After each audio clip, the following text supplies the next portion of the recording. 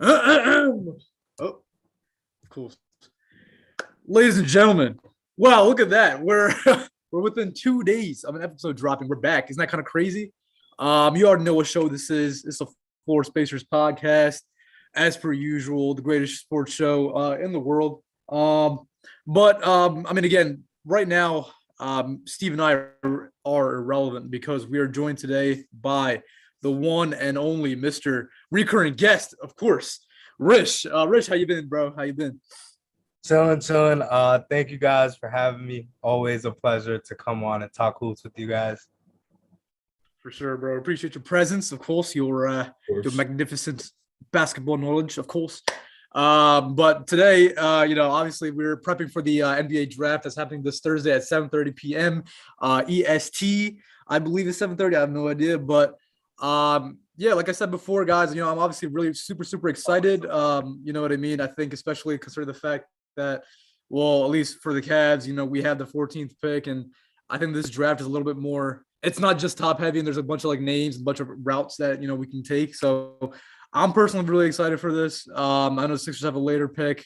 The Hawks have some choices in this draft as well. So, but yeah, we're definitely gonna talk about all of that. But without further ado, let's start with the. We'll go by tiers, I guess. With the first tier of players, we already know. I think everyone should know the, I guess, the common names in this tier.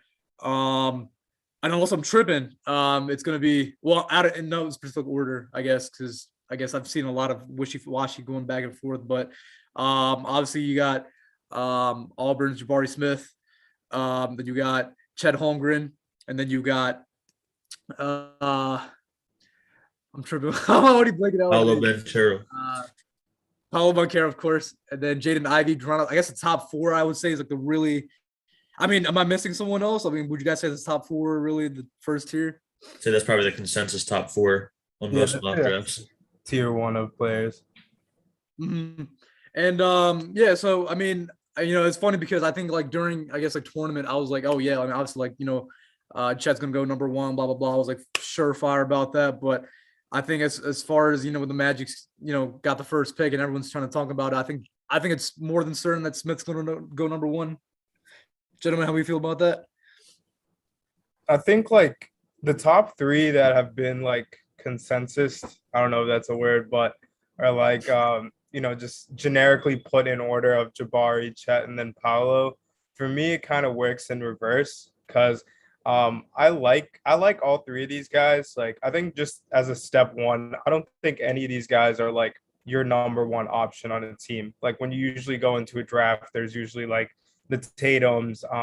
Back when Markel Fultz was a prospect, people thought he was a surefire number one guy. Anthony Edwards and so forth. We've been blessed with like a lot of high end talent. Whereas I think the best case scenario for a lot of these tier one guys is to be like the perfect complementary star. And so I think when you look at the top three, you kind of just the way I think of it is you have to go in order of guys that have the most potential and the least amount of kind of concerns. And for me, I think Paolo should be the number one guy.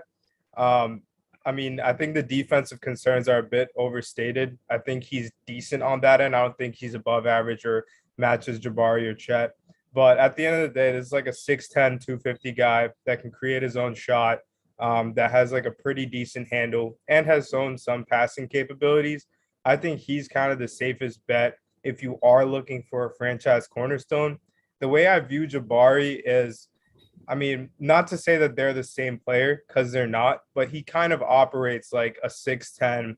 I believe he's 6'10, might be 6'11, but 6'10, 6'11, like Klay Thompson, where you don't really want him creating his own shot because he doesn't have a refined handle, but he really works well, moving off the screen, and just in, various catch and shoot abilities. We haven't seen a guy that's 6'10 at his size, at his age, that's shot 42% from three as a freshman. That is pretty unreal.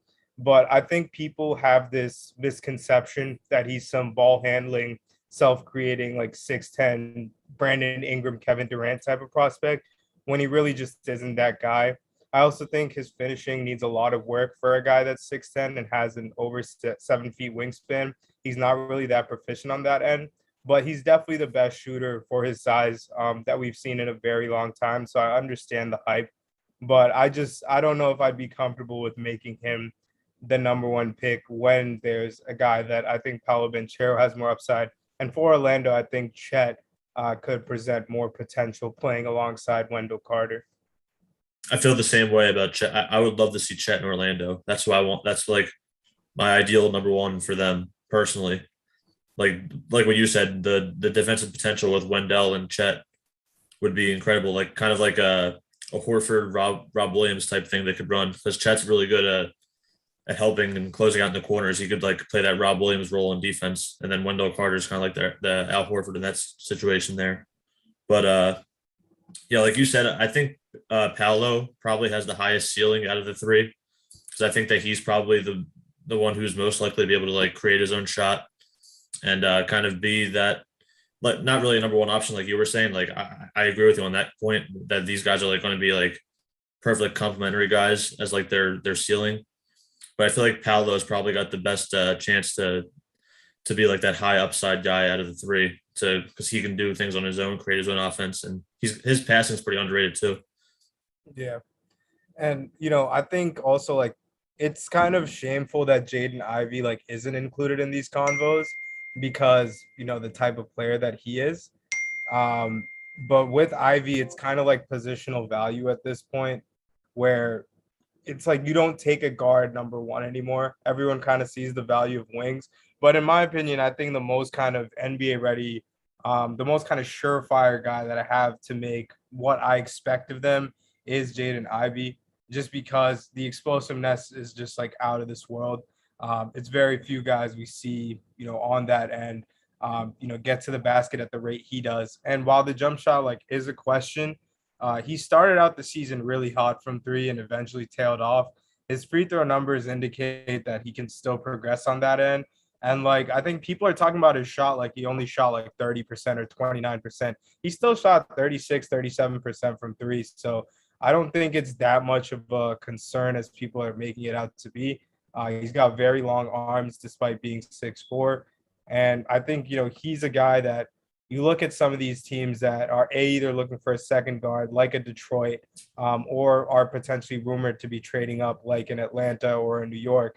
And you really look at their guard situation, you think, if you put Jaden alongside like a Cade or a Trae Young, for example, like that, would be a very fun offense and create like limitless opportunities, because Cade's not really a point guard that everyone's kind of comparing him with John Morant to be, but he does have some playmaking capabilities that I think could be really featured well in an off-ball role. I think Ivy would work pretty well in Indiana too. I saw they were interested in him as well, like him and Halliburton. I feel like they're on offense, at least. I feel like their weaknesses and their strengths kind of align in that Halliburton's like that pass first guy who can create his own shot and create shots for others. Then Ivy, the one like kind of blemish in his offensive game is like his passing vision, and he can run in transition probably better than anyone else in the draft. And I feel like his downhill game with Halliburton's passing would make a really fun offense. Yeah, and it feels like, with Sacramento too, like everything points that they are not taking Ivy with the pick, and I just kind of find that hilarious because I feel like it's just going to be another example of Sacramento just passing up the obvious here. Every year, it feels like they go into the draft trying to address like scheme fit and avoid going best player available. I think the only time they went best player available was when they went De'Aaron Fox, which worked out for them, I'd say. But yeah, I mean, if they pass this up or if they go with Keegan Murray, who apparently the owner and GM are both in love with, I think he's a good player, but I don't think you pass up someone like Ivy, especially in a situation where Fox is still one of the fastest players in the league, if not the fastest. And you put Ivy and Fox together, that's an absolute nightmare in transition. And we know Sabonis has the ability just to send out beautiful, lob passes and outlet passes in transition as well. Right, the dribble handoffs with Sabonis, and then you have Ivy and Fox in that offense too. I feel like that would be like a match made in heaven there for him. But yeah, apparently the Kings are trying to trade down. I've heard. I think I saw something about Memphis trying to trade up too, like earlier this week, which I thought was interesting. I don't really know how like a framework would work there, but Yeah, I thought that was interesting too. But yeah, I really like Ivy. And I feel like at some point the Kings have to stop just looking for fit, drafting for fit, and rather just go for the best guy available. Because Yeah. what they've been doing the past however many years hasn't worked, obviously. Yeah, see, I'm curious about the whole what's it called the situation with Sacramento because it seems like they're just so all in on their playoff core. You know what I mean at this point. And if they want to trade down, like I said, like obviously, like Ivy's like a very good player, and he'll have a lot of suitors, I guess, for him. So I guess like what team that they choose to trade with, I guess, is really important because what if they do the Pacers? What is like Duarte? Which Duarte would be cool, and then we're talking like what Buddy Hield or something like that. Like that'd be hilarious, like that's a Yeah. back there, That would never happen. but yeah, right. But that's what I'm saying because I feel like there's so many ways you can play it. Or if if you send it to New York, would they ask for RJ or like would that even be a thing? Or like would New York try to give him like pawn off Randall to them? You know what I mean? It's gonna be really weird how I think Sacramento kind of navigates that for sure, and I think that's definitely a situation to watch for. Just because even like we said, like Detroit, they were even looking to maybe get Ivy too. So very definitely very interesting situation. But I guess like the next tier of guys, like I'm looking at it right now because it's crazy because honestly, just seeing, well, yeah, I'd say like, all right, so the next group of guys, I would say like, all right, Keegan Murray, Mathurin, which I really do like him. He's pretty nice. Me too. Dyson Daniels, who was a huge riser in this draft. Keegan Murray. I'm gonna cut it off there because the next name I'm looking at is AJ Griffin, and I know that like he has been very, very tumultuous, especially with this whole health situation and like his whole defense questions and all of that. But what do you guys think, Josh? Should I cut it off there, or should I include? Do you guys include AJ Griffin in that tier? I would include two more people actually. Mm. AJ Griffin, I think, is definitely one of them. And I would still include Shaden Sharp. I I was think gonna say too. Shaden, yeah, I think like Shaden's probably the most interesting prospect like we've seen in like the last, I don't know, however many years that I've looked at draft prospects. Um, like we've had guys like Wiseman and Kyrie who barely play any college games and then go on to become high draft picks. But Kyrie still played 11 games. Wiseman played, I think it was only like 3 or 4. Mm. But with Shaden Sharp, not only is this a guy who didn't play any college games, he's not even supposed to be here right now. This is a guy that was the number one ranked high school prospect for the upcoming class. So he would have been the top ranked freshman for guys that would play next season. And he was actually one of 3 players ever to get a perfect 1.00 rating as a recruit from 24/7 Sports, the other 2 being Andrew Wiggins and Harrison Barnes, which I just thought was interesting. Obviously, those guys both had great college seasons. But with Sharp, it's like this is a guy that's over 1.5 years removed from basketball. He's basically a high school senior at this point, a graduated high school senior. And, you've seen so many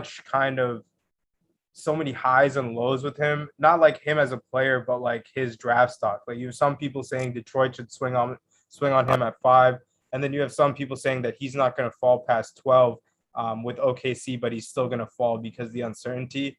I think in a draft class like this, where you don't really know what everyone's upside is, and it's not exactly guaranteed, I think you swing for the fences on Sharp if you're confident in your team's development system.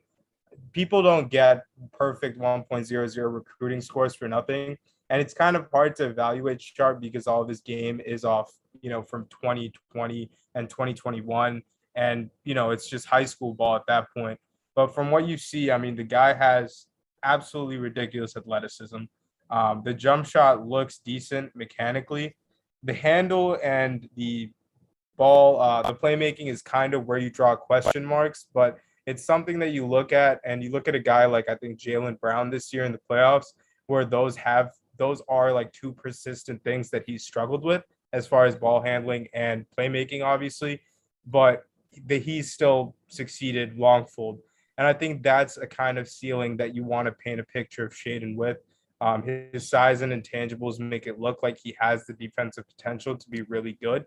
The only problems that I've heard from a personal level are that sometimes he's not, as locked in as far as a motor goes. But I think when it's a matter of when he gets to the NBA, he either has to realize that, or he is going to become just an unfortunate, forgotten player. I find him interesting. You said Keegan Murray. I think he's really cool. I'm not a huge fan of him, but I think he's one of those guys that like I don't like the buzz of him being in a top 5 pick, just because like I like the idea of having some level of upside, like an all-star level upside when you're drafting in that top 5, 6, 7, 8 range. I just don't feel like he has that. I think he's going to be a really impactful player. He can do it all basically if fed. Um, and I think he's going to be a really good player. AJ Griffin's really interesting to me because like his shooting numbers are off the charts. But again, like you said, the injury is a little bit concerning, even though it didn't really like plague him too much as the season went on. So I think that's a reassuring sign.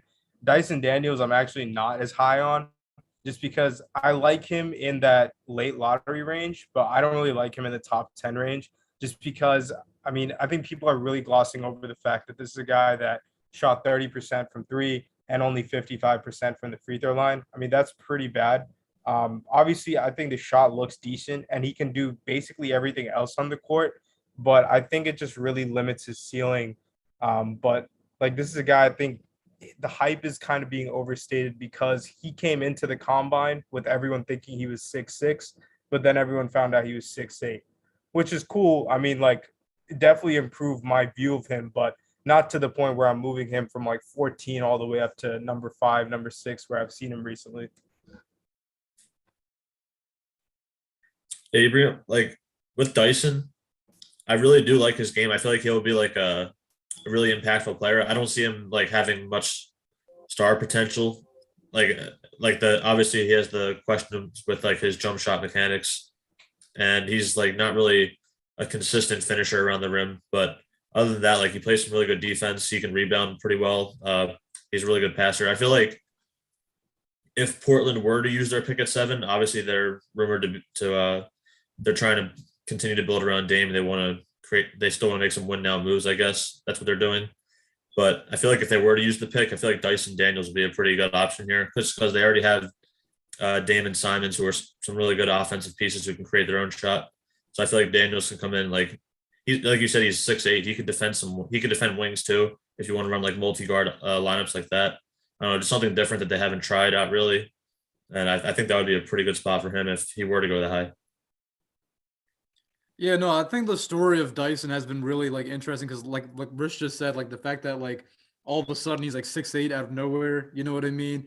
And especially in the Ignite, like everyone had questions about his jump shot. There's a lot of catch and shoot opportunities I think he had, and I think he shot like 20%. I don't even know what the shooting numbers were, but I know it was terrible. And I think his pro day workouts, and I think it was his pro day workouts and something else too. But I think a lot of people were saying that his jumper looked a lot better. He was polishing it up, and he said he was working on it. But yeah, again, this is a guy, like I said earlier, that was, I guess, mocked in that late lottery range. But now, like I said, I'm looking at like Tankathon or Hoops Hype, and right now they literally have him go number 7 in Portland, right? And like Steve said, it's like, all right, if Portland takes him there, then maybe you can put him next to Dame or what have you. But still, like, I think it's pretty crazy like how much he's kind of like leaps. You know what I mean? I think that's definitely a very interesting thing. And then yeah, like I said, my fault about like Shaden Sharp because again, Shaden Sharp, like yeah, like you said, it's like a whole like I guess like mystery right now because I mean if you play college, I mean you know what I mean, like it'd probably be something crazy and like you said, like the 1.0 rating thing, I didn't even know about that, but you watch his like high school tape, you watch like the EYBL tapes and all that, you're like okay, like he has that shot creating potential, like he is just so dynamic, you know what I mean? And I think one thing I really kind of just was impressed by him was I was watching a lot of his defensive highlights.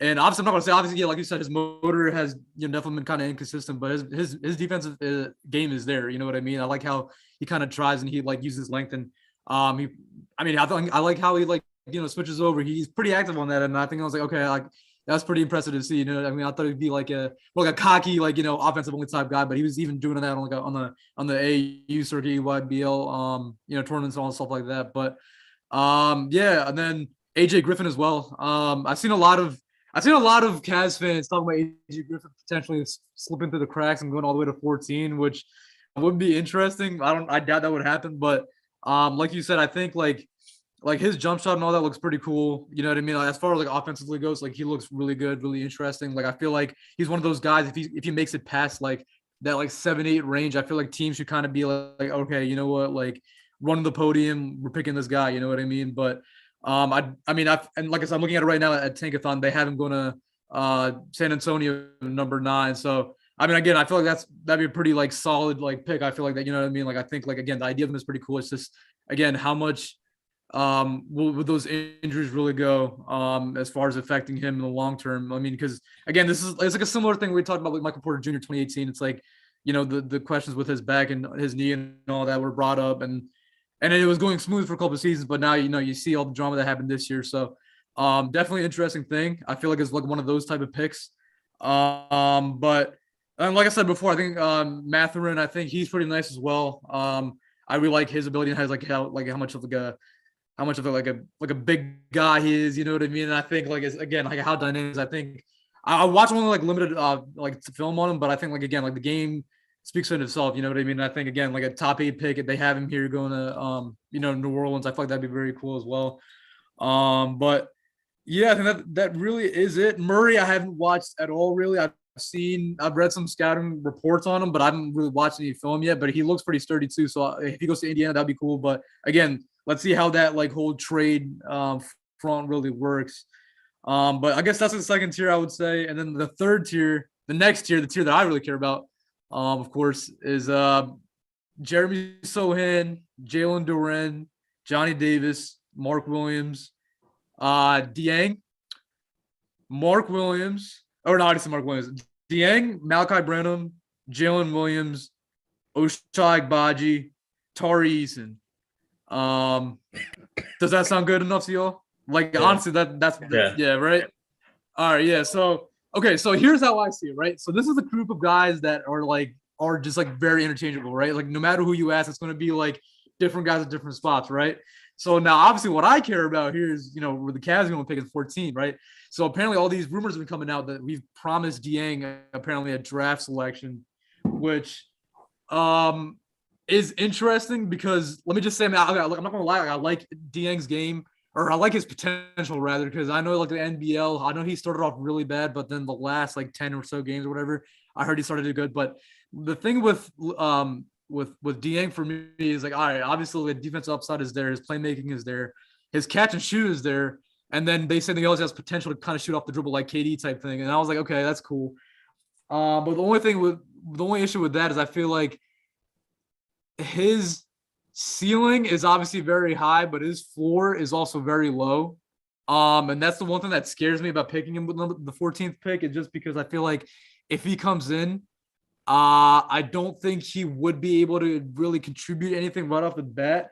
And that's the thing I'm really looking for this 14th pick for the Cavs, is I feel like I want a guy that initially, like, you know, when we first came out with the 14th pick, I was like, all right, give me, you know, Agbaji, just because like a ready-made, you know, 3D prospect, and I was like, okay, we don't have to spend much time developing him. But I mean, I've been opening it up recently, but you know, I'm like opening guys like, you know, Jalen Williams is my preferred pick right now. Tari Eason's actually very cool, but I feel like when a guy like Dieng comes around, he's obviously very, very interesting.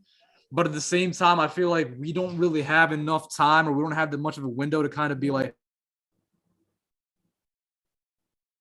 but my bad. But yeah, but we don't really have the time to kind of, you know, develop him and sit him through and be like, okay, like we have Isaac, you know, developing his shot. You know what I mean? We have Lamar in the back burner. We got Dean Wade. We got to get minutes too. It's like Dieng would be a very interesting option to put him at 3, but I feel like I'd rather have a taller, I guess, like defensive prospect. Like if we're going for that taller defensive playmaker, or I guess not playmaker, my defensive wing prospect, I'd rather go Tari Eason at that point. But as far as my preferred pick goes, I think I would definitely say Jalen Williams, but we will talk about that more soon. But I wanted to ask you guys, like, how do you guys feel about this tier? Because I feel like, again, it's like it's really interchangeable. It's like it flip flops, like no matter like, you know, what mock draft you look at.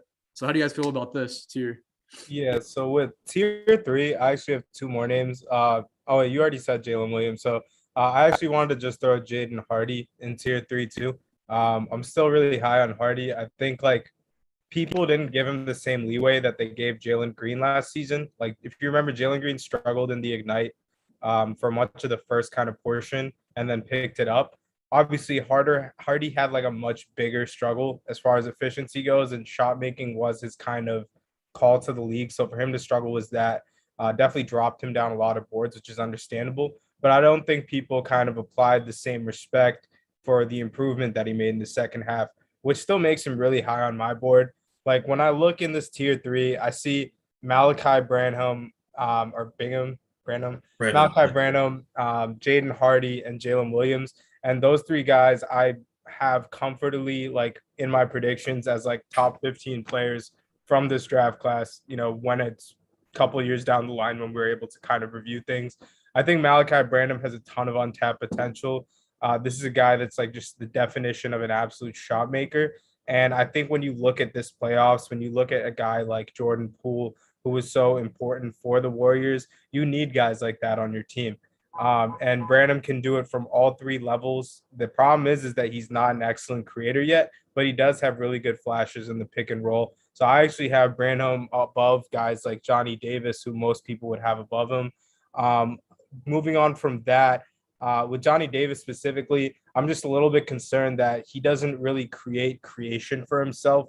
Like obviously he's buckets at Wisconsin, but a lot of those came from like tough contested looks, which is why he was only shooting 42 from the field, 30 from the 3 and whatnot. And I'm just wondering if he's not able to create a good enough amount of separation at college, how effective is he going to actually be as a scorer? Because I think people are kind of like mistakenly throwing out these Devin Booker comparisons for Johnny Davis. Now, every time like in draft season, everyone throws kind of these wild comparisons that never make sense. 60 guys cannot have all-star potential in an NBA draft. But I do think Johnny Davis is still going to be a good defender at the next level, but that offensive game kind of scares me as him not being able to efficiently be a scorer at the next league as many people project, which is what I see Branham.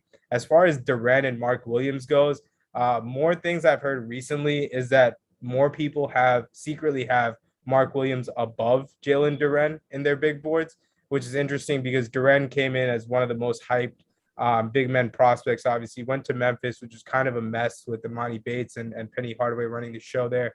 But again, Duren's another guy that reclassified down. He's the guy that should be entering college for next season instead of being in the draft.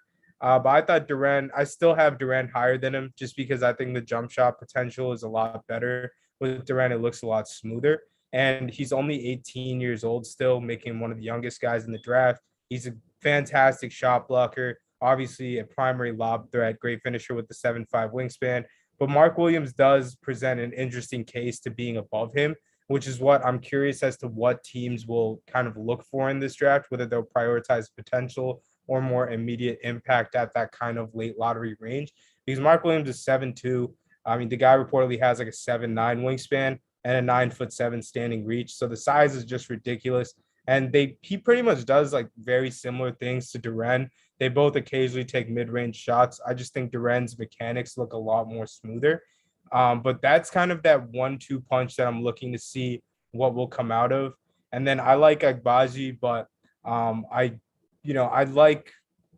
just like guys like Hardy, Jalen Williams, and Brandon Moore, just because upside. And with Agbaji too, this is his first year kind of being an above average 3-point shooter after spending 4 years in college. So I'm wondering if that will like fully translate, because if it doesn't, it does kind of take away from how good of a pro you think he'll be.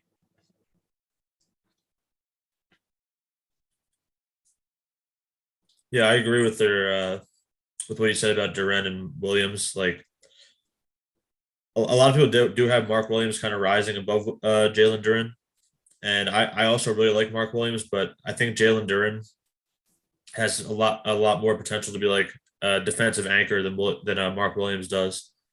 I saw a lot of people mocking Jalen Duren to the Knicks recently, and I guess that makes sense with Mitchell Robinson likely finding a new home this offseason. I think Jalen Duren probably increases their defensive upside as a team in general, just because I always felt like Mitchell Robinson was kind of like an overrated defender, always getting into foul trouble, never really can stay on the floor. So, yeah, I feel like that would be a good pick for the Knicks. Mark Williams, I actually like a lot of people have him going to Charlotte, but I feel like Denver, after making that trade with the Thunder last week to get number 30, I feel like they might try to package. What do they have? 22 and 30, something like that. 21. 21. I feel like they might try to package 2 of those and move up. And I feel like Mark Williams would be a pretty solid option for them because they never really had like a defensive center to play behind Jokic. it's been like DeMarcus Cousins, and before him it was Mason Plumlee. Like they never really had like a real defensive player. Like I think like we've seen in the past, Mike Malone likes to experiment with like some funky lineups. I feel like that would be something that they could like run for maybe a few minutes, either that or like like I like Agbaji going to either Denver or Charlotte in that area too. But yeah, a lot of those guys in that tier, I think could be like immediate impactful players for like fringe playoff teams in that area. Yeah, I think if you're Charlotte, you literally have to make sure you get one of those two big men. Like you Mhm. can't go into next season with who's their guy? Like Right. Biombo though? Right now they had Mason Plumlee last season. Plumlee, right. Yeah, you can't go into another year with Plumlee there. Who did they draft last year again? Book Uh, no. Didn't they get like a center last year? Ty Jones. Kai Jones. Kai Kai Jones. Yeah. Kai Jones is cool, but Yeah, he's more like a power forward, if anything. Yeah, he was extremely raw coming in too. So he didn't really get much playing time, and I think they had him in the G League for a lot, but it doesn't really seem like he's going to be getting minutes anytime soon. Probably Yeah, not, Charlotte yeah. just seems like I feel like Charlotte doesn't know what they're doing because they drafted two guys and then they in Book Knight and Kai Jones, and then they extended Rozier for like 100 mil, and then they brought Yeah. in Plumlee. I just don't know what they're doing. Yeah, But, like, they got to try to They get probably off. want to get Anthony now. Yeah. They got to try to get off of some of that money, like either Hayward or Rozier or something. Like and if they're trying to keep Miles Bridges too, especially because they're not going to have any money to use. And this lineup they have right now is pretty mediocre. Like they're one of the worst defensive teams in the league. They're what's it called? Cody Martin, I think, is a free agent too, and he was pretty solid for them off the bench. And I don't know if they're going to be able to pay him. So they don't really have any like defenders on this roster. So I feel like they have 13 and 15. They got to somehow bring in some defense, whether it be they definitely need a big man, and then somebody like Agbaji, maybe Tari Eason. I don't know. So they need somebody, and they need guys who can come in and play defense on that roster, especially if they don't have any money and bring back Bridges. yeah, I saw they're trying to trade. One of the rumors right now is that they're trying to trade Hayward to get off the money, but they're also willing to package one of the first round picks, probably 15, to get off that contract. Right. Yeah, I mean that makes sense.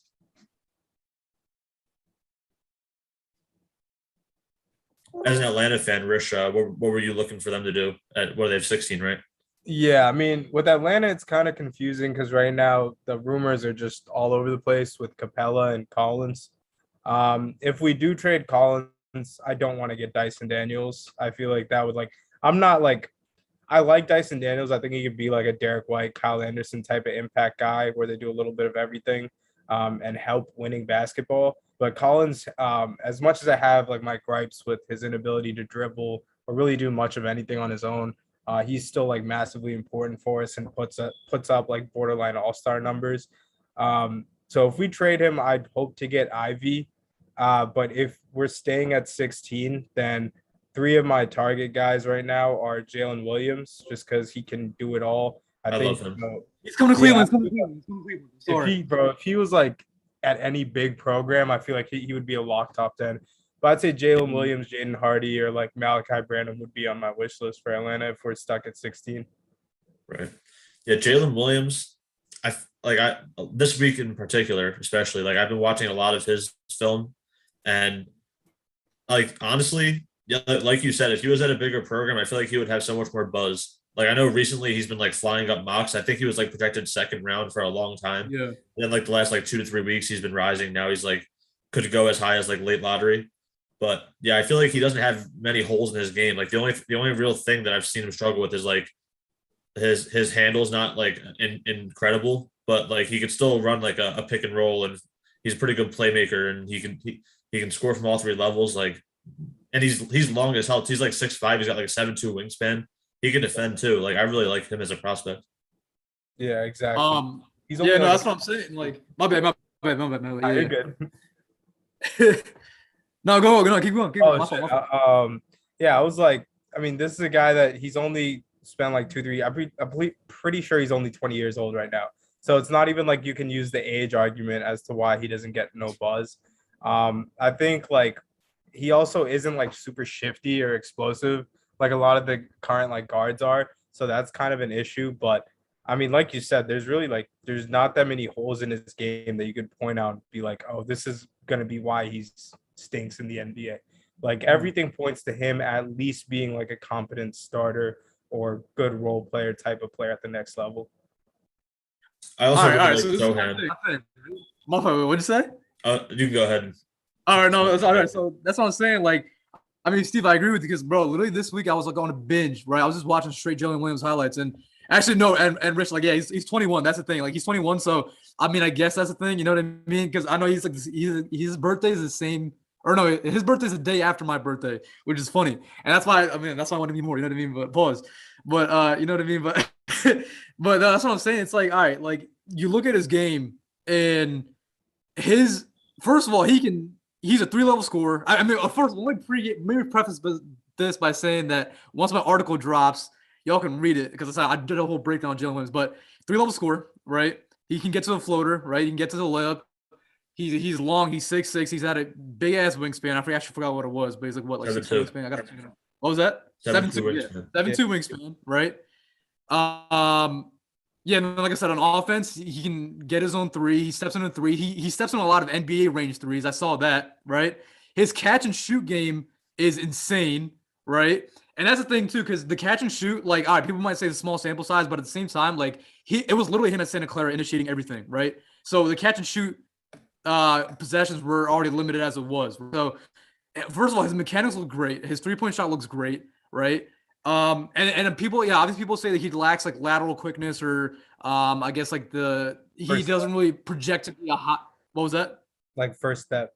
Like a first step, right? Like people are saying like he might not be like a high level like ISO scorer in the NBA, but the way I see it, right, for the Cavs at least, what I'm saying is like I think that's fine. You know what I mean? If we have him as a high level like secondary playmaker, you know what I mean? I think that's insane, right? You just if Darius gets trapped, you pass to Jalen Williams, he does something, right? But another thing is, like I said, because he could either do that or, like I said, his catch and shoot game is already good.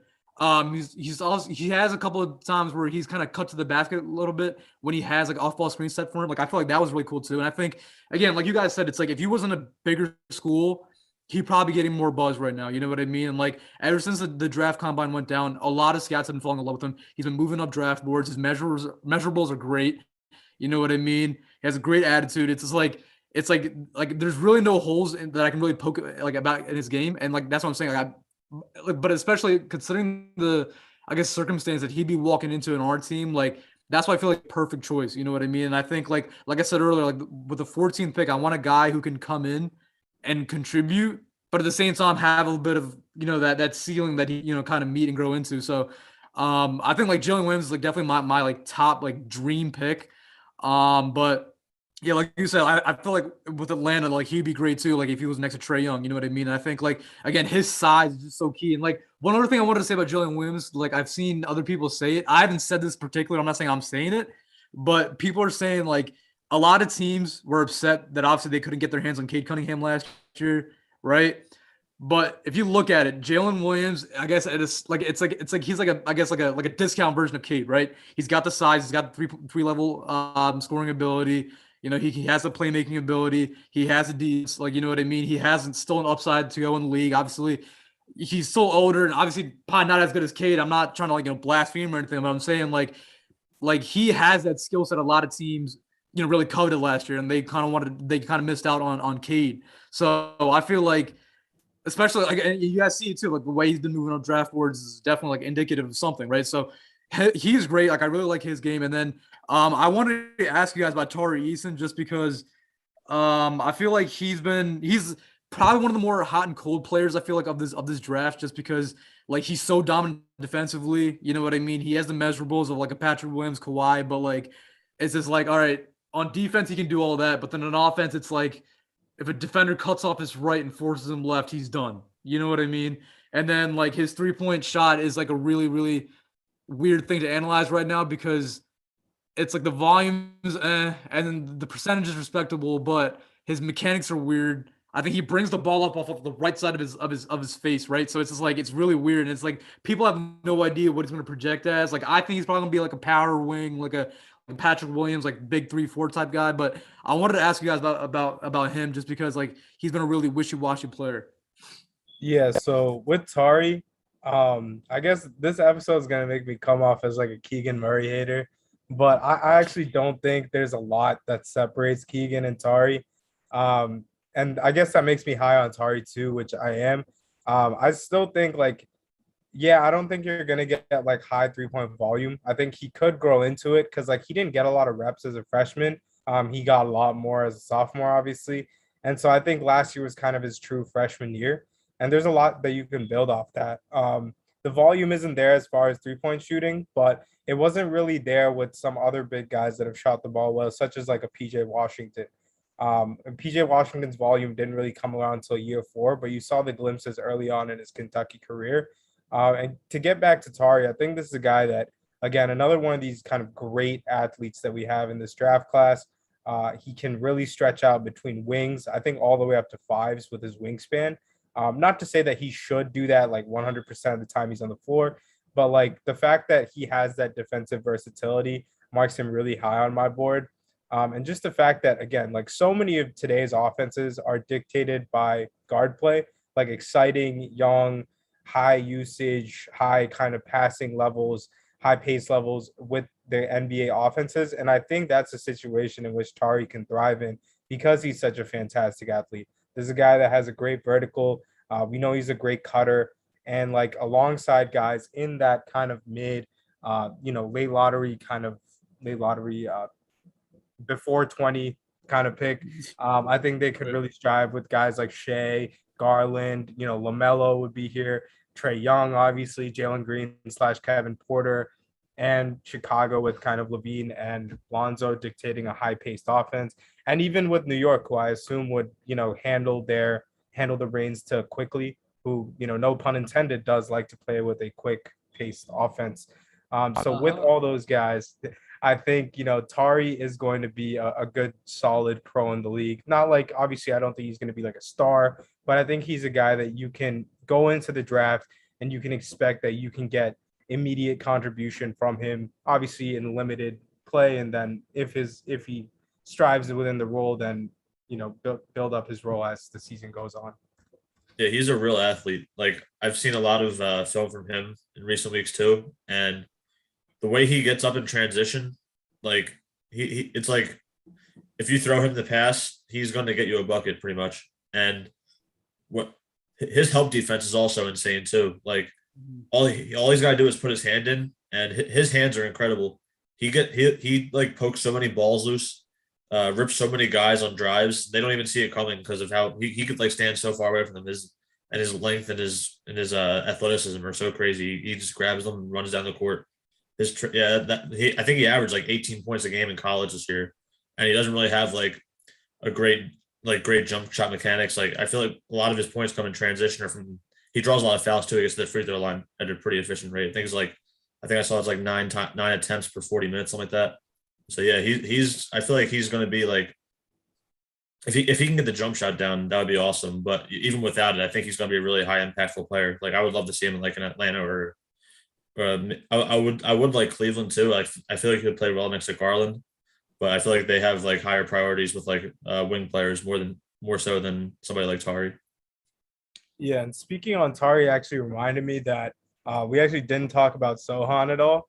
I mentioned him earlier. Then Chrissy started going to his Jalen Williams rant. I love Sohan. Yeah, I think Sohan's such like an interesting prospect. I mean, this is a guy that no one had any idea who this guy was going into the season. Like, people already had like 2022 mocks and stuff like that. No one had Sohan as like a top 100 prospect. But he was the backup of Baylor, right?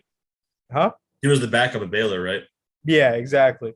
And he came in and he just showed like the numbers don't obviously scream off the board. The efficiency doesn't like scream at you like, wow, this is a potential superstar or something.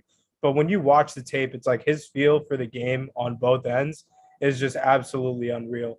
Like this is a guy that just knows what to do on the defensive end, be in the right space, make the right rotations, help side defense is fantastic. And even on the offensive end, while he doesn't really have any sort of refined game or, quote unquote bag, he knows how to make the right reads, knows when to cut to the basket or space out.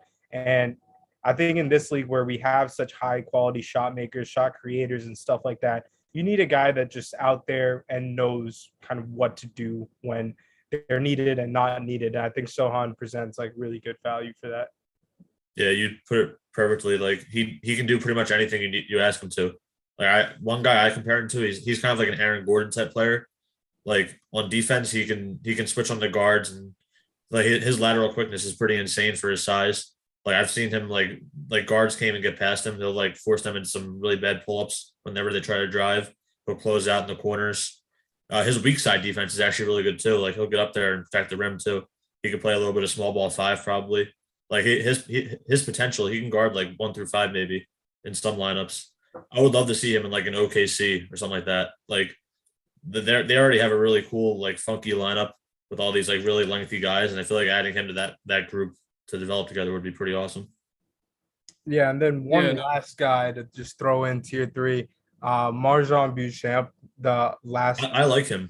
Yeah, the last kind of G League prospect that I'm pretty sure. Oh, there's one more, but he doesn't really impact anything. But that sounds mean. But Marjan Beauchamp, I really like that kid. I like that kid a lot. I think when you look at kind of what wings are desirable in this league, obviously you look at the high profile shot creators that are two-way wings, like a Tatum, Brown, whatever. But then you look at guys like Mikal Bridges, and that has immense value in the league. And Beauchamp really could reach that spot when they're.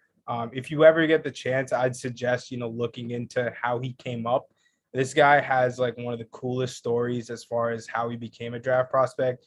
Former top 50 recruit, somehow ended up at a community college in his hometown, and then went through the ranks to get to G League Ignite and really exploded off the scene. Like everyone was kind of had their eyes on Jaden Hardy, of course, and then Dyson Daniels was a 5-star prospect, so he had the bulk of the attention. But and Michael Foster was the final 5-star prospect they also got. But Beauchamp jumped off the screen with his ability, for one, in transition, like most of these guys we've been talking about are, but also just the defensive versatility. Again, like what we've been talking about, he really has the length to disrupt fours. I wouldn't say he can go out to the 5 because he is only 6'6", I believe. Doesn't have like the craziest wingspan, but just his IQ, his ability to just be aggressive on the ball. Like he's a true disruptor on ball. I really do think he can be a lockdown defender at the next stage. The offense is going to be a question. He really doesn't have any sort of in-between game. The three-point shot is a massive work in progress, but he's another guy, like you get transition and cutting opportunities, he's going to, yam that. But he's another guy I'd be really comfortable with taking in that 10 to 20 range just because of the defensive versatility and outlook for him. Yeah, a lot of people have him like in the 25 range, I think, which is like I was kind of confused by that after watching a lot of his stuff. Like I watched earlier in the season too. I tried to make it a point to watch some of the G League Ignite games just because I really like what they're doing with that whole thing, especially last year with like Kuminga and Jalen Green and all them developing together there with the vets, and then this year too. I tried to watch some of Hardy and Bootchamp there, but yeah, I think he should probably go like you said, like in that 20-ish, like 15 to 20 range, something like that. But yeah, like I know we keep like kind of reiterating our point about like these guys are like really versatile on defense and they make all these like winning plays, but that's that's what you kind of got to do with like when looking at prospects like this. You got to find like those translatable qualities. And that's why not a lot of people make the league in the end. Yep. No, that's facts for sure. And that's what I'm saying. So I think it's pretty funny that like I feel like it's in this range, especially there's so many like wing size players who can play defense, and then like some of their shots are broken and other people, like, you know what I mean? Like some people don't have like the passing vision or whatever. But no, that's a great point. And I think what's it called? Especially when it comes to guys like, again, like I mean, we just talked about Eason, you know what I mean? I mean, do you guys want to talk about Dieng too? Because I feel like he was kind of interesting to talk about if y'all wanted to talk about him too. Yeah. Yeah, I mean, do you guys want to say anything about Eason? Because I'm not Eason, Dieng, like, because I think he's just mad interesting. Like, how do you guys feel about him? Yeah, I like him a little bit. I'm not too high on him. Like I am like I'd much prefer Daniels over him. I feel like they're kind of similar. But yeah, Ousmane Dieng, he's got some defensive upside as well, like we've been saying with a lot of these guys. He'll probably play like some 3 and 4. But yeah, his playmaking is pretty solid for his size. What is he, like 6'7"? He's pretty lengthy. For Dieng? No, yeah. Dieng's like 6'10", I think. Oh, is he that tall? Damn. Yeah. But yeah, like his passing is pretty good. I could see him being like a secondary playmaker in like in most lineups. And I don't really think the one question with him, obviously, like you said earlier, is like his his ceiling with like his offense, because he doesn't really have much of a shot. He's decent in the corners, actually. I was watching some of his film, and he was pretty good in the corners with his shot. His shot doesn't even look that bad, to be honest. It just doesn't go in. So I feel like, Yeah. he's got a chance to work on that. But yeah, a lot of his offense for himself at least came from like spin moves and floaters, trying to get to the rim. But he doesn't really have much quickness either. So yeah, I feel like he's got to kind of round out his game a little bit more with the shooting. But other than that, I think he's like a pretty versatile player as well. Yeah, Dieng kind of scares me. I think he again can be like one of those high level impact defenders, but I think there's a stage where you have to be good enough on offense to where you're playable. Um, Right. Obviously we see that discussed a lot with Matisse Thybulle nowadays, with his offense kind of disappearing so heavily, and any kind of hope in that jump shot is gone. A lot of people, kind of consider Thibault unplayable at times because his offense has stagnated so much. And like when you're out there, it's kind of like you're running a 4-on-5 on offense. That's my big fear with Dieng. He really just has no kind of semblance of an offensive game. Like you said, he does have like the occasional kind of spot up threes from the corner, which are encouraging. But the fact that he can't, or like, I don't know if he can't, but he doesn't really use his size to create any sort of advantage on the offensive end is a little bit worrying to me.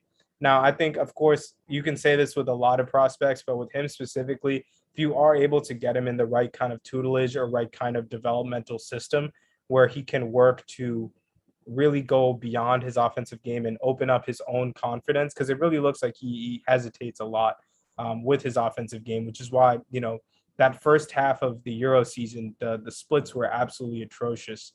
I Mhm. believe it was like something like 4 points a game, like 20 something percent from the field, 17 or 18 from three. And then in that latter half, you saw it jump to like 14, 4-4, which is much more, desirable and respectable. And part of what made him such an intriguing prospect dating back for a couple of years now. But that offensive game does scare me a lot, which, makes for me at least puts him lower than a lot of these other guys. But I do think there is something to work with, and in the right system, um, he could shine. But when you have coaches like, and I'm just take a shot at Nate McMillan here, when you have coaches like Nate McMillan who say that development is quote unquote over, even though the core of your team is not that old, that's where you run into problems. So if he goes to like a bad system that isn't looking to prioritize his development, then this is going to be a forgotten guy that could be out of the league within a couple of years. But in the right system, this could be one of the premier wing defenders down the line that we look back and say, hey, this was a fantastic pick. Yeah, it's like Orlando all those years with Steve Clifford. Like they have all these high draft picks every year, but then you have a coach like Steve Clifford, who he's not a bad coach, but he's the type of guy of like who's like no matter who's on your roster, he's always looking to win no matter what. Yeah, Like he's still going to play through Vucevic at the end of the day, no matter who else you're adding in and trying to develop at the same time. yeah. They have like Isaac being one of the best defensive players in the league, and he just wanted to start Aaron Gordon year after year. Yeah, exactly. Victor Oladipo never really got much of an opportunity to like showcase himself as like a number one scorer, and then he gets traded to he got traded to OKC first, but then he makes his way to Indiana eventually, and he shows all of what everybody was talking about there. I mean, even in OKC, I thought he did better. You know what I mean? Yeah. But all right, yeah, no, that's what I'm saying. I feel like I mean, I was watching this tape, but it's like I don't want to spend too much time on him, but I'm saying like in terms of like his movement and the way he dribbles, like it did remind me of a little like a KD Crispin type thing, and I was like, okay, like obviously the appeal is there. You know what I mean? It's just a very scary guy, like especially like for a team like us, if we're having 14, like I feel like that's just too much of a risk to take. But I feel like Rich said, if it's like if he goes to the right situation, I feel like you develop him, you give him reps, and you could probably get like a top 3 guy in the draft. Honestly, or top 4 guy in the draft. But no, he's really interesting. So I guess like to move on to like the final, I guess tier of the first round. You got guys like Jill Liddell, Ty Washington. They got Beauchamp here, which I mean, again, we just talked about him, but he's obviously like depending on who you ask, he might not be in here. Blake Wesley, Nikola Jovic, Walker Kessler, Kennedy Chandler, Dalen Terry, Jake LaRavia, which is kind of curious because I thought he'd be a early second, but okay. And then Kendall and Patrick Baldwin Jr. I guess like to round out the first. And I think like most of these guys are obviously very interesting as well. I remember Ty Washington. I was watching a lot of his game from Kentucky. I do like his game. They have him here going to San Antonio, which, I mean, yeah, I mean, I guess that's cool. I think San Antonio was kind of looking for, like a point guard to kind of pair alongside. I know they're looking for a backcourt mate alongside Dejounte. So, I mean, if they want to, bring him along, that cool as well. Liddell is a player that I'm very, very interested in just because, um, he I'm pretty sure he declared for the draft last year, the year before, but I think they told him to go home and work on certain things, and he Yeah, he did. backed out of the And draft last year. yeah, last year, and like his 3-point shot was really good. Like he is like a guy who you can give minutes and he can stretch out the floor. And on defense, he's a really, really like active defender. You He has saw a the lot of game where he locked down Paolo against Duke. Yep. That was yeah, right, exactly. Yeah, and he's such a I really like his measurables and I really like his game, and I think like even a guy like him, like he's been getting a lot of buzz how he could potentially even move up from that late first round to maybe even late lottery. So, I really like his game a lot. And then Nikola Jovic, we all know like the whole I guess like the whole joke slash game behind him and how he's a taller playmaking guy. I think the Nuggets actually worked him out. And actually, if he ends up there, that'd be hilarious. But they have him here going to Philly, which Steve, I think that'd be pretty cool, honestly, if he goes to Philly. I mean, I think the Sixers are probably going to trade the pick if anything, but yeah. that'd be cool. They probably would, yeah. But like I said, there's just so many like interesting options. I've seen even yesterday. I think someone said that like that Philly would take a guy like Hardy, or if someone like Liddell like fell for some reason, like they could take him too. But I feel like this late first round is definitely very cool. I don't think Liddell's falling past Chicago at 18 at the very least. You think he'd go there? Yeah, they have him here going to Minnesota, which they have Tari going to 18, and they have Liddell going 19, which is interesting. But yeah, either of those teams yeah, really use Liddell. Crazy. Yeah. What was that? I said either of those teams, like Chicago or Minnesota, they could really use a guy like Liddell. Yeah, they could really, yeah, definitely, yeah. My fault, Rish. Nah, you good. I think like this kind of last portion of the first round prospects represents guys that like I still have faith in, and then guys that like I'm totally turned off by. I'm the same way. I like Ty Washington completely. I've never been a fan of his really. Yeah, I still like with Ty. I think like I still have some hope that he can just be an efficient backup point guard and run like pick and roll offenses. But I think like you can find better value with Andrew Nemhard for that. I love Andrew Nemhard. Yeah, exactly. And I think Nemhard's IQ also goes way beyond Ty. I think with this point guard class is just kind of disgusting. Like not even to like sugarcoat things. When it's like the debate for the best point guard is like Kennedy Chandler and Ty Washington. Like that's just kind of disappointing because Kennedy, I like him as a player if he wasn't like 5'11 exactly. and 100 pounds. Like to be a small guard in this league, you have to have a defining trait. I think he's good at a lot of things, but he's not great at like a single one thing. And that's the one thing. Like we saw Sharif Cooper last year, this guy that caught a lot of hype for averaging 20 and 8 in his freshman season at Auburn, but he couldn't even scratch the floor. And when he was on the floor, I can tell you it wasn't pretty. He did have a good G League season, but with guys like Patrick Baldwin, like I'm totally turned off by Patrick Baldwin. I think like flat out, most of these freshmen that came in this year that were 5 stars were just so utterly disappointing. Patrick Baldwin for me falls right into that tier with the guys like Caleb Houston and Max Christie, guys that came in with like this elite shot making profile that you expected to at least put up respectable numbers. And Baldwin still averaged 12 points, but Baldwin averaged 12 points at Milwaukee, Wisconsin, which doesn't. He went to play for his dad, right? Yeah, he went to play for his dad, and he looked absolutely terrible. He just couldn't handle the ball at all. And then you're like, okay, well, maybe he can become a Michael Porter type guy. But then you saw some of those jump shots, like air ball, hit the back of the, hit like the backboard, and it's just like, all right, dude, there's like just too many question marks for me to willingly take you in the first round. But I still think he'll probably go in the first round just based on the size and upside that people will still look to unlock. But I'm totally out on Patrick Baldwin.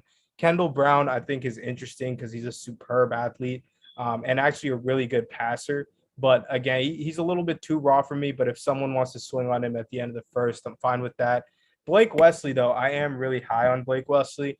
I think he doesn't get a lot of credit for what he did at Notre Dame this year. The jump shot isn't perfect yet. It does have some work to do. But 6'5", 180 at a point guard position, Fantastic slasher, high IQ guy, and like a gritty kind of guard that can get down and dirty on the defensive end.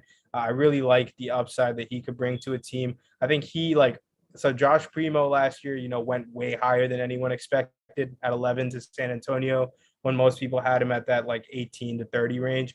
Blake Wesley, I think, could be one of those guys that goes really high on draft day to most people's surprise, but he has a game that's I'm very fond of, and I do think it'll translate at the next level. And then finally, just to round out that tier one, I would throw in a guy that's rose a lot over the last couple of weeks, and that being Ryan Rollins for Toledo. This is a two guard. He's only 160 pounds, but he is 6'4". I've seen a lot of more mocks and kind of those, reporters, writers, whatever online talk about him being a viable late first round option. Some people going as high as 17, other people's going more so to that early 30s range. But he's kind of a do-it-all guard. He kind of compares to me like a Bones Highland type of guy, where he's a high-level shot maker, but he doesn't necessarily jump off the screen like most kind of lanky guards do as far as like shiftiness or flashiness. But he's just like a smart textbook, good shooting guard that you can have. And that's really kind of all I have. I mean, Jake LaRavia is cool. I think he has a really interesting game, but like you said, Christy, I don't think I'd touch him until the second round. I also want to add too. I really like Dalen Terry in that range from Arizona. Oh, yeah, my fault. I forgot to talk about him. Yeah, nice. I think he literally basically played the same role that Josh Green did there, and I feel like he's kind of a really similar player to Josh Green, in the fact that he's like a 6'6" wing, but he's not really known for his scoring. He's like a really good passer. I think he averaged over 4 assists per game in not like too many minutes, I guess. And, Arizona runs that motion offense. I feel like he's always constantly moving off the ball. He's a really good cutter. He can like run some pick and roll for you too. I don't know. His shot's getting better. I think it was like he shot 36% for the year, but in the beginning of the season, he was really bad. I think it was like in the 20s, but then his last 12 games, I think it was, his 3-point percentage up to 48. And, I don't know. Maybe he just got hot for like a stretch there, but, for it to happen at the end of the season, it like, at least it interests me. I feel like he can round out his offensive game there. He's a good rebounder too for a size 6'6". But yeah, I think he could be like a pretty good defensive wing, and the shot is getting better, it seems. Yeah, I love Dalen Terry. I think like, again, just kind of goes with what all of us have kind of been raving about in prospects, the ability to do it all, without that fundamental scoring that would make you a star. I think we all kind of commonly agree that it's just what the league is moving towards. If you're not a feature scorer or a guy that can create your offense, a lot of these guys are able to do it all. And I think that's what we're trending towards as far as role players go. Mm-hmm. Mm-hmm. Yeah, great point. And like we talked about earlier about Andrew Nemhard, because he was obviously mocked in that second round, but he's been moving up draft boards as well. And I think it was in the draft in the what's it called the combine, like really good combine game. Yeah, like he was dropping, all these like advanced reads, like advanced pick and roll reads, and like I think all the scouts were impressed by his poise, his like veteran, the way he kind of approaches the game. And I think like I was watching a lot of his highlights and what he's been able to do too. And I feel like honestly, like look, if he kind of sneaks in that late first round, you know what I mean? It's like I feel like a lot of teams could line up to get him. I mean, I wouldn't hate him. I feel like again, like no matter what team can get him, you can bring him along as a backup point guard, and he could eventually maybe even be like just like really, really, really solid, rotational point guard. But yeah, that's what but like that's like the general thing, I guess, of this late first round tier is like there's a lot of guys that are nice, but at the same time, there's a lot of guys that have been kind of underwhelming. So you have no idea like if you should take that or not, take advantage of that. That's why a lot of teams I feel like are more willing to kind of package picks together and move up and all that. So, yeah, definitely very interesting thing. I mean, as far as sleepers go, I mean, like the second round, you're going to throw out some quick names real quick if y'all wanted to. I mean, I was going to talk about the one guy I was watching recently was Ismail Kamagate. I was watching a bit of Christian Koloko and I think Johnny Juzang. I was watching those three guys in the second round. Those are like some of three sleepers I know. But as far as Koloko goes, I like how he's like a ring running center. He's pretty big. It's weird. I think it's pro day he started shooting threes, but like in college, I don't think he could shoot at all. Really, I think he had like a bit of a mid range, but not really. But yeah, I think like those guys are pretty interesting. Do you guys have any other like second round surprises or any guys you want to talk about in that? Yeah, I think or you can go first. I was just going to mention I also really like Kamagate too, and another guy that I like. I don't really know how much he's going to be able to translate just because of his body type, but I'm just really intrigued by David Roddy.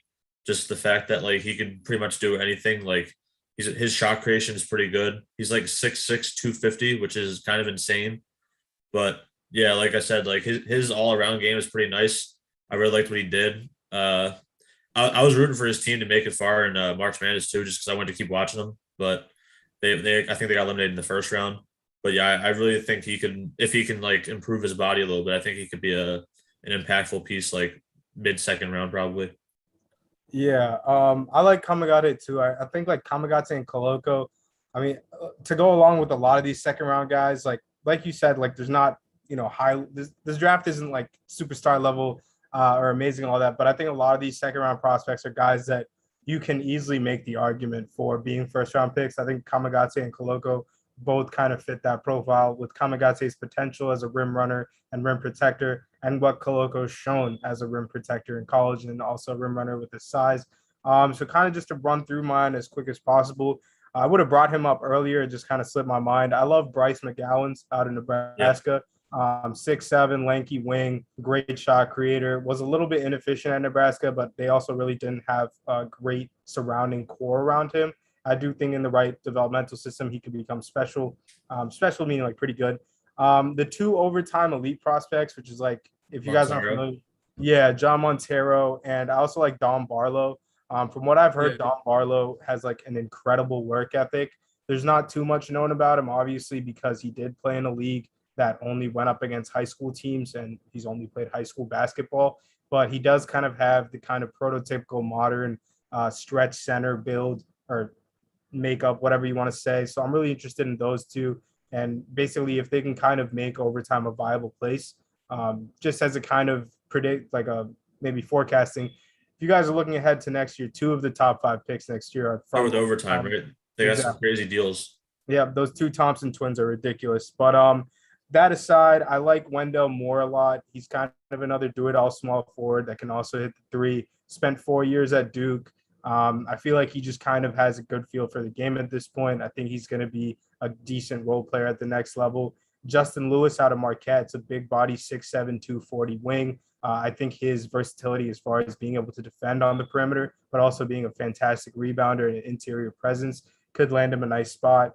And then going from there, I like Trevor Keel still. I think he's still like a really tough, kind of gritty defender, but the offense is really poor. So that might be the reason that he might not last long.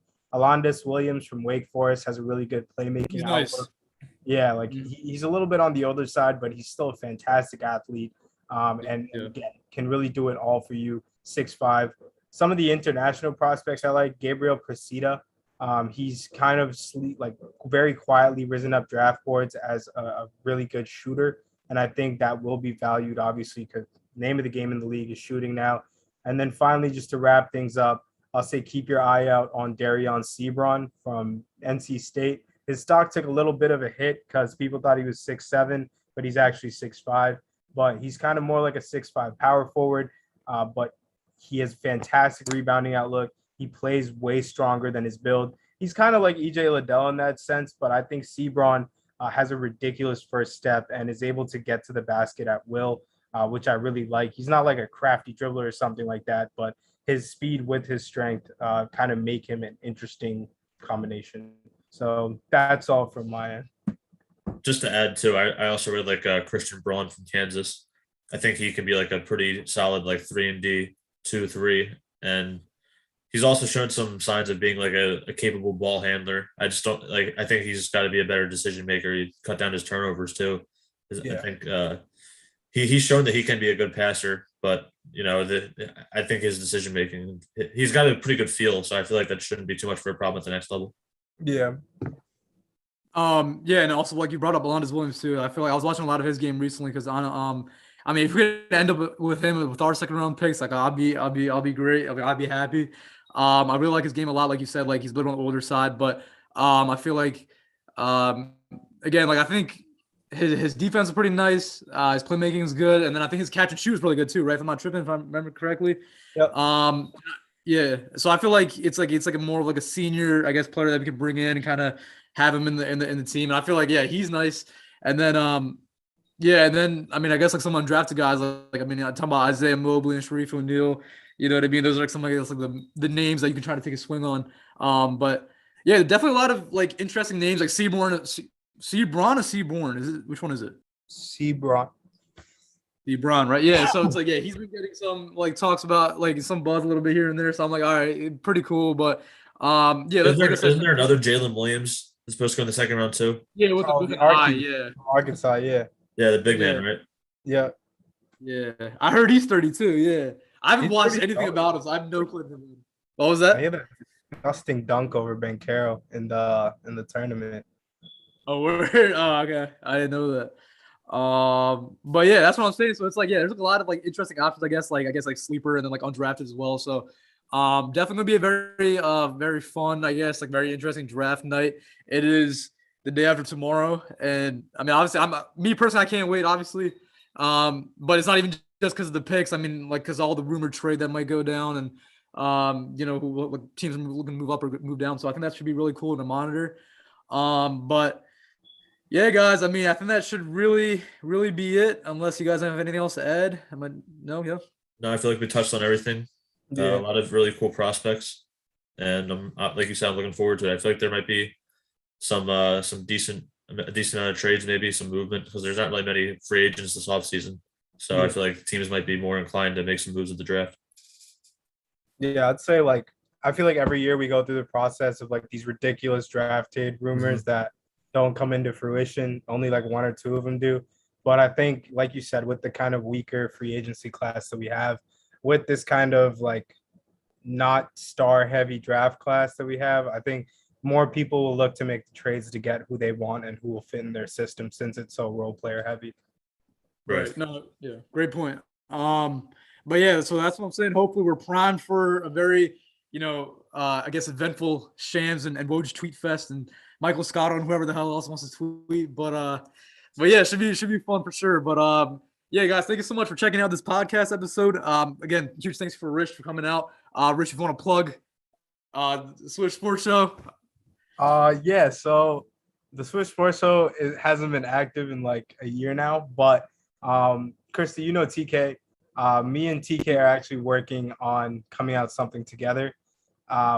We just haven't. We had like an episode written up for the playoffs, but we just didn't get like the logo and kind of our production in time for that. So we just decided to hold off until next season.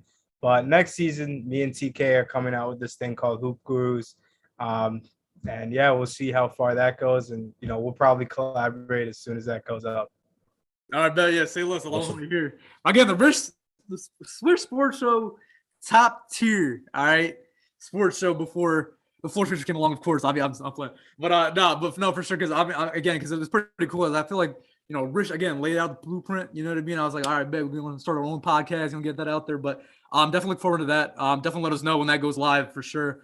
Because obviously you and TK know what you're talking about. We need to have more big brains on this basketball stuff. You mean? But yeah, definitely. Again, thank you so much for coming on. And again, guys, if you're watching this on YouTube, definitely do drop a sub, drop a like. If you're, what are you doing? Drop if you're on Spotify, again, drop 5 stars, subscribe. Apple Podcasts, do the same. Breaker, whatever. Again, our German fans, thank you so much for again tuning in. The 8% out there, but definitely, guys, thank you again for tuning in, and hopefully Thursday night will be very fun, and hopefully we have a really productive, I guess, post Thursday night episode as well. So definitely looking forward to that. And yeah, guys, good night, and thank you so much for stopping by. We'll see you guys in the next